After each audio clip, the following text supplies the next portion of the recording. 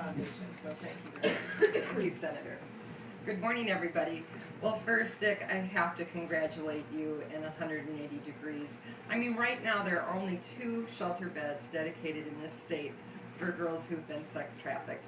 And as of August? Well, soon by August. July, by August, July. we will have added 12 more. And I mean, just congratulations. Snyder is here, and I know from Commander Vandermeer with the St. Paul Police. What do you do when you pick up and you're dealing with a situation where a girl's being sex trafficked at 2 in the morning and there's no place to bring her?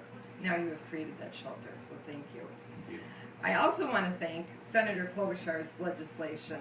I mean, this is writing a new history for the most vulnerable children in our nation.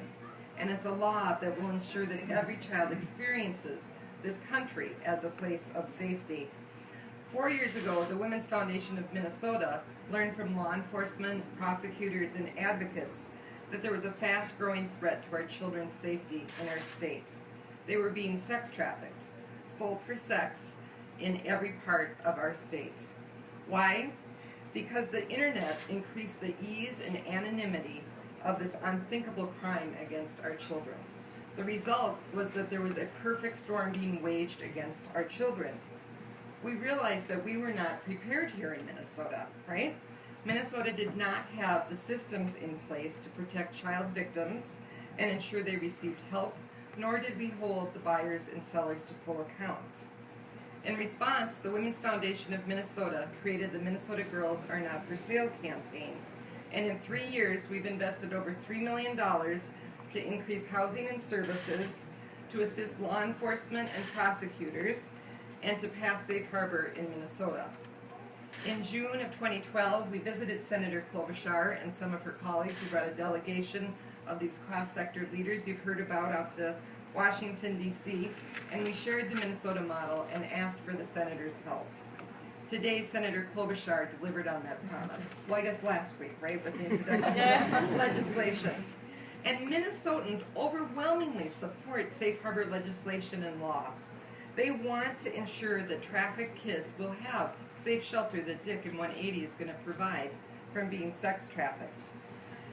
So I just want to thank you for partnering with us, for being such an incredible national champion on this issue, Senator. And through Minnesota Girls Are Not For Sale and your leadership, we will ensure that no child is for sale, period. Thank you.